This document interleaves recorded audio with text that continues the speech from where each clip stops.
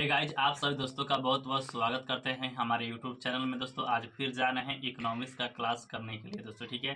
आज है इकोनॉमिक्स का क्लास नंबर 34 दोस्तों, ठीक है। तो शाम में आप सभी दोस्त, जैसा कि आप जानते हैं कि एक वीडियो हमारा सुबह में अपलोड होता है 10:30 पर ज्योग्राफी का, और एक वीडियो शाम में 6 बजे लोड होता है किसका, तो इकोनॉमिक्स का दोस्तों, ठीक है। पढ़ते हैं, उसके बाद आप सब दोस्तों को बताते हैं कि आज के क्लास से क्या कुछ नया सीखने को मिलता है दोस्तों, ठीक है। तो चलिए पढ़ते हैं, फिर आपको बताते हैं, ठीक है।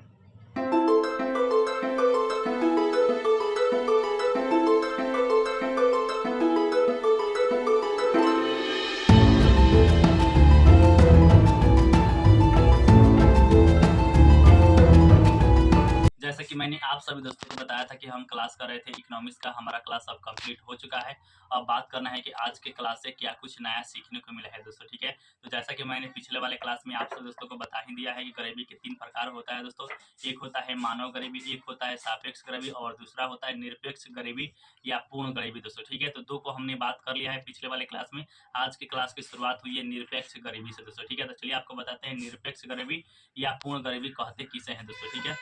तो निरपेक्ष गरीबी या पूर्ण गरीबी उसे कहते हैं जो लोग गरीबी रेखा, जी हाँ दोस्तों, पॉवर्टी लाइन से जो लोग नीचे रहते हैं उस लोग को हम लोग गरीब कहते हैं, और जो लोग पॉवर्टी लाइन से ऊपर रहते हैं उस लोग को हम लोग गैर गरीब नाम देते हैं दोस्तों, ठीक है। अब बात कर लेते हैं कि गरीबी रेखा कहते किसे है दोस्तों, ठीक है। पॉवर्टी लाइन क्या होता है?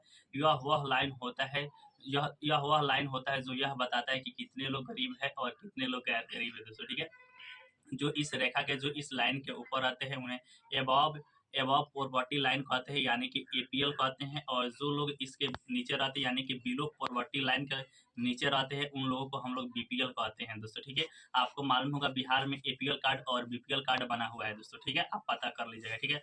ये था निरपेक्ष गरीबी के बारे में कुछ जानकारी दोस्तों, ठीक है। अब बात कर लेते हैं कि निरपेक्ष गरीबी को मापा कैसे जाता है, उसका आकलन कैसे लगाया जाता है दोस्तों, ठीक है। तो सबसे पहले हम बात करेंगे कि आज़ादी के पहले, और उसके बाद बात करेंगे आज़ादी के बाद कौन कौन सी विधियां होती है दोस्तों, ठीक है। तो बात की जाए आज़ादी के पहले, तो सबसे पहले गरीबी का आकलन किया था दादा भाई नौरोजी ने। कब? तो 1901 ईस्वी में दोस्तों, ठीक है। कितना में? तो 1901 ईस्वी में आकलन किया था, जब उन्होंने अपनी एक पुस्तक लिखा था जिसका नाम था द पॉवर्टी, जिसका नाम था दोस्तों poverty and on British rule in India दोस्तों, ठीक है। जिसमें उन्होंने बताया कि जो लोग अपने जीवन पर 15 से 20 रुपया खर्च नहीं कर पाते हैं दोस्तों एक माह के अंदर दोस्तों, ठीक है, उस लोग को हम लोग गरीब कहेंगे दोस्तों, ठीक है। ये था दादा भाई नौरोजी के अनुसार। अब बात कर लेते हैं दूसरा। इसके बाद दोस्तों 1938 में एक दूसरा समिति बनाया गया जिसका नाम था दोस्तों राष्ट्रीय योजना समिति, ठीक है। राष्ट्रीय योजना समिति ने यह बताया कि जो लोग 15 रुपया से लेकर 35 रुपया तक अपने जीवन में एक माह के अंतर्गत अगर एक व्यक्ति खर्च कर देता है दोस्तों, तो उस लोग को हम लोग कहेंगे गैर गरीब। जो लोग नहीं खर्च कर पाते हैं तो वहां पे हम लोग कहेंगे कि ये लोग गरीब है दोस्तों, ठीक है। इसके बाद दोस्तों तीसरे नंबर पर आता है बॉम्बे प्लान। यह शुरू हुआ है दोस्तों 1944 ईस्वी में दोस्तों, ठीक है। और जो बॉम्बे प्लान आया, इन्होंने बताया कि जो लोग अपने जीवन पर एक माह के अंदर अगर 75 रुपये तक खर्च कर देते हैं दोस्तों, तब हम उसे मानेंगे कि ये लोग गरीब नहीं है दोस्तों, गैर गरीब है, ठीक है। अब बात कर लेते हैं कि आज़ादी के बाद दोस्तों, ठीक है। आज़ादी के बाद जो पहली समिति बने उसका नाम था BM डंडेकर और N रथ समिति दोस्तों, ठीक है। इन्होंने सबसे पहला यह बताया कि दोस्तों जो पैसा चल रहा था कि इतना रुपया खर्च करना है, उसके स्थान पर इन्होंने यह बताया कि जो लोग अपने अपने अपने जीवन स्तर में दोस्तों, ठीक है, एक माह के अंदर में पर डे दोस्तों 2250 अगर कैलोरी यूज कर लेते हैं, ठीक है, 2250 कैलोरी, तो उस लोग को हम लोग कहेंगे कि वो लोग गरीब नहीं है, गैर गरीब है दोस्तों। ध्यान दीजिएगा, 2250 कैलोरी पर पर्सन पर डे यूज होना चाहिए दोस्तों इस समिति के अनुसार। उसके बाद दोस्तों दूसरा समिति आया वाई के अलग समिति दोस्तों 1969 ईस्वी में दोस्तों, ठीक है। इन्होंने ग्रामीण क्षेत्र को अलग कर दिया और शहरी क्षेत्र को अलग कर दिया दोस्तों, ठीक है। बात की जाए ग्रामीण क्षेत्र में, तो जो लोग 2400 कैलोरी पर पर्सन पर डे यूज करेंगे तो वो लोग गरीब नहीं है दोस्तों, ठीक है। और शहरी में बात की जाए तो 2100 कैलोरी पर पर्सन पर डे यूज करना चाहिए। वहीं खर्च की बात की जाए कि जो लोग एक महीना में दोस्तों 49.09 रुपया अगर खर्च कर देते हैं तो वो लोग गरीब नहीं है।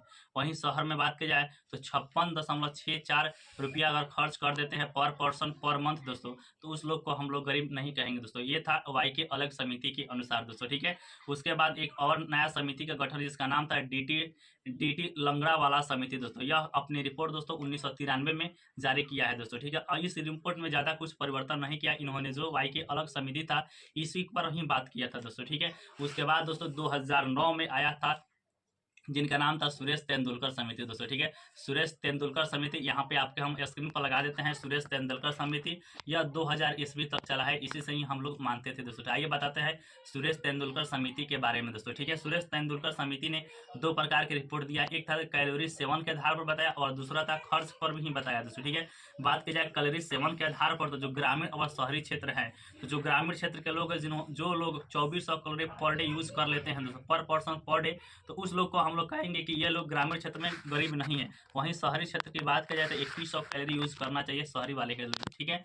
अब बात की जाए, एक होता है पारिवारिक उपभोग व्यय, यानी कि खर्च के आधार पर, तो जो लोग ग्रामीण में है और जो लोग शहरी में है इन्होंने बताया है, ठीक है। जो लोग ग्रामीण में है तो उन लोगों को 816 रुपया पर पर्सन पर मंथ में खर्च करना चाहिए, ठीक है। वहीं जो लोग शहर में निवास करते हैं तो उनको 1000 रुपया पर पर्सन पर मंथ में खर्च कर देना चाहिए दोस्तों, ठीक है। और प्रति व्यक्ति की बात करें तो 27 रुपये था ग्रामीण में और 33 रुपये था हमारा शहरी में दोस्तों। वहीं बात की जाए एक परिवार के अंदर दोस्तों, ठीक है, अगर जो लोग 4080, जी हाँ दोस्तों, 4080 रुपया एक महीना में एक परिवार अगर खर्च कर देता है तो उसे हम लोग मानेंगे कि वो लोग गरीब नहीं है। वहीं शहरी में बात की जाए तो शहरी में अगर 5000 रुपया एक फैमिली एक महीना में अगर एक महीना में खर्च कर देता है, तब हम लोग मानेंगे कि वह शहर में रहते हुए गरीब नहीं है दोस्तों, ठीक है। ये था सुरेश तेंदुलकर समिति दोस्तों, ठीक है।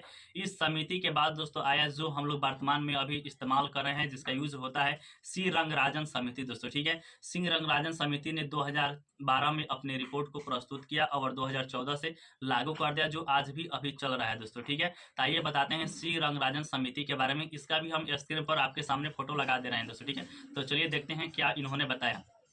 इन्होंने भी कैलोरी के सेवन पर आधार पर बताया कि एक ग्रामीण क्षेत्र में बांट दिया, दूसरा था शहरी क्षेत्र। ग्रामीण क्षेत्र में बात करें जो लोग 2155 कैलोरी अगर यूज करते हैं पर डे पर पर्सन, तो उन लोगों को मानेंगे कि वो लोग गरीब नहीं है। और इन्होंने यह भी बताया कि प्रोटीन और वसा कितना लेना चाहिए जो लोग ग्रामीण में है दोस्तों, ठीक है। तो जो प्रोटीन की बात की जाए तो 48 ग्राम प्रति दिन लेना चाहिए प्रोटीन, जो ग्रामीण में है। वहीं वसा की बात की जाए तो वसा 28 ग्राम प्रतिदिन लेना चाहिए दोस्तों, ठीक है, ग्रामीण में जो लोग हैं। वहीं शहरी में जो लोग हैं तो उन लोगों को 2090 कैलोरी लेना चाहिए दोस्तों। वहीं प्रोटीन की बात की जाए तो 90 ग्राम प्रतिदिन यूज करना चाहिए और वसा की बात करें तो 26 ग्राम प्रतिदिन पर पर्सन यूज करना चाहिए दोस्तों, ठीक है। ये था सी रंगराजन समिति का कैलोरी सेवन के आधारित पर, ठीक है। अब बात कर लेते हैं उपभोग व्यय के आधार पर, तो इन्होंने यह भी बताया ग्रामीण और शहरी, ठीक है। जो लोग अगर ग्रामीण में है और 972 रुपया पर मंथ अगर खर्च कर दे रहे हैं दोस्तों, ठीक है, तो उन लोगों को मानेंगे कि वो लोग गरीब नहीं है, ठीक है। वहीं बात की जाए शहर में तो शहर में 1407 रुपया पर व्यक्ति पर मंथ है दोस्तों, ठीक है। वहीं बात की जाए 32 रुपया प्रति व्यक्ति प्रतिदिन अगर खर्च कर रहा है तो उसे हम लोग गरीब नहीं कहेंगे दोस्तों, ठीक है। और शहर में बात की जाए तो 47 रुपया प्रति व्यक्ति प्रतिदिन। वहीं बात की जाए एक फैमिली की, तो एक फैमिली अगर जो ग्रामीण में रह रहा है 4860 रुपया अगर खर्च कर रहा है दोस्तों एक माह के अंतर्गत, तो उसे हम लोग कहेंगे कि ये लोग गरीब नहीं है। वहीं शहर में बात की जाए तो 7035 रुपया है, तो जो शहर में लोग परिवार रह रहा है अगर वहाँ पे खर्च कर दे रहा है तो उस लोग को हम लोग मानेंगे कि ये लोग गरीब नहीं है दोस्तों, ठीक है। तो ये था जितने भी रिपोर्ट, जितनी भी सहमतियां थी जो निरपेक्ष गरीबी के अंतर्गत आता है, उन सभी के बारे में हमने आप सभी दोस्तों को बता दिया है दोस्तों, ठीक है। अब बात करें जो गरीबी के आकलन होता है यह कौन करता है दोस्तों, ठीक है। तो इसका आकलन दोस्तों नेशनल स्टैटिक ऑर्गेनाइजेशन करता है, NSO करता है, पहले करता था NSSO दोस्तों, ठीक है। अब बात कर लेते हैं कि सबसे प्रमुख आकलन क्या होता है, किसके आधार पर मापा जाता है, तो पारिवारिक उपभोग जो व्यय है इसके आधार पर मापा जाता है गरीबी के आकलन का, ठीक है। अब बात कर लेते हैं भारत में गरीबी को जो आकलन होता है इसको प्रकाशित कौन करता है दोस्तों, ठीक है। तो इसको प्रकाशित करता है नीति आयोग, ठीक है। अब बात करें उसके बाद दोस्तों पढ़ाया हुआ है भारत में गरीबी को आंकड़ों को एकत्रित करने की कौन कौन सी विधियां है। तो यह भी 3 प्रकार की विधियां है। एक होता है दोस्तों यूनिफॉर्म रिसर्च पीरियड दोस्तों, URP दोस्तों, ठीक है, जो पहले 1934 से 35 तक इसी के आधार पर दोस्तों भारत में गरीबी के आंकड़ों का अध्ययन किया जाता था दोस्तों, ठीक है। 1993 से 94 तक दोस्तों, ठीक है, गरीबी के आंकड़ों को एकत्रित करने के लिए 30 दिनों का डाटा एकत्रित करता था दोस्तों, ठीक है। उसके बाद दूसरा जो अभी वर्तमान में अभी चल रहा है दोस्तों, जिसका नाम है मिक्स्ड रेफरेंस पीरियड दोस्तों, MRP, जिसका नाम होता है मिश्रित संदर्भ अवधि दोस्तों, ठीक है। इस विधि को 1999 से 2000 ईस्वी में प्रयोग में लाया गया, जो अभी वर्तमान में चल रहा है। इसमें 2 प्रकार से आंकड़ा इकट्ठा किया जाता है। एक होता है दोस्तों लो फ्रीक्वेंसी आइटम, जिसमें शामिल होता है कपड़ा, जूता, चप्पल, टिकाई वस्तु, शिक्षा और स्वास्थ्य दोस्तों, ठीक है। दूसरा होता है अन्य वस्तुओं, जो 30 दिनों के अंदर खर्च किया जाता है, जैसे दूध, भोजन, सभी जो पर डे के इस्तेमाल में आता है वह सभी को शामिल किया जाता है मिस रेफरेंस पीरियड में दोस्तों, ठीक है। तीसरा अभी लागू नहीं हुआ है दोस्तों, लेकिन इसका रिपोर्ट आ चुका है, यह लागू जब हो जाएगा तो आपको बता दिया जाएगा दोस्तों। तीसरा है मॉडिफाइड मिक्स्ड रेफरेंस पीरियड दोस्तों, ठीक है। तो इन्होंने इस तरीका से बताया कि 365 दिन के अंदर अध्ययन करना है, उसके बाद 30 दिन के अंदर अध्ययन करना है, उसके बाद 7 दिन के अंदर अध्ययन करना है, ठीक है। तो 365 दिन का अध्ययन कर रहा है, उसमें शामिल दोस्तों कपड़ा, जूता, चप्पल, स्वास्थ्य, शिक्षा और टिकाऊ वस्तु जैसे एसी, फ्रिज वगैरह हो गया, ठीक है। अब बात कर ले जो 30 दिन का अंतर उसमें कौन कौन से शामिल है, तो उसमें शामिल दोस्तों ईंधन, बिजली, किराया और टैक्स दोस्तों, ठीक है। ये सारे इसमें शामिल। जो बात की जाए 7 दिन के अंदर में अध्ययन कर रहा है, जिसमें खाने वाले तेल, सब्जी, अंडा वगैरह ये सभी शामिल होते हैं इसमें दोस्तों, ठीक है। तो यहाँ तक कंप्लीट पढ़ाई हुआ है दोस्तों इकोनॉमिक्स में, पॉवर्टी क्लास यानी कि गरीबी में दोस्तों। उसके बाद दोस्तों चार दोस्तों सरकार की जो स्कीम है उसके बारे में पढ़ाया हुआ है। अब आप सब दोस्तों को बताते हैं, आज से स्टार्ट हो चुका है दोस्तों गवर्नमेंट स्कीम यानी कि सरकारी योजनाएं दोस्तों, ठीक है। तो 4 आज योजनाओं को पढ़ाई हुआ है, चलिए बारी बारी से आपको हम बताते हैं दोस्तों, ठीक है। पहला योजना का नाम है दोस्तों प्रधानमंत्री, जो आपके स्क्रीन पर हम लगा चुके हैं दोस्तों, ठीक है। चलिए देखिए क्या उसमें लिखा हुआ है। लिखा है प्रधानमंत्री सूर्य घर मुफ्त बिजली योजना, जारी हुआ है दोस्तों 13 फरवरी 2024 को। उद्देश्य है 1 करोड़ परिवार को मुफ्त बिजली प्रदान करना दोस्तों, ठीक है। एक माह में 300 यूनिट को फ्री किया गया है।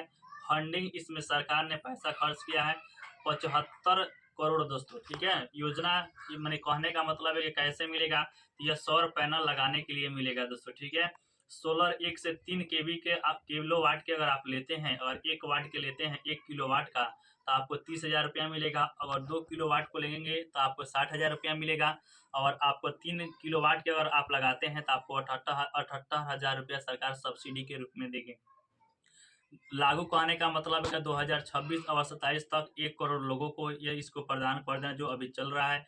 बात की जाए पात्रता की, तो पात्रता में शामिल है कि उसे भारतीय होना चाहिए, छत वाला मकान होना चाहिए, वैध बिजली कनेक्शन होना चाहिए, कोई अन्य सब्सिडी नहीं लिया हो, और जो यह मंत्रालय जारी किया उनका नाम है नवीन और नवीकरणीय ऊर्जा मंत्रालय दोस्तों, ठीक है।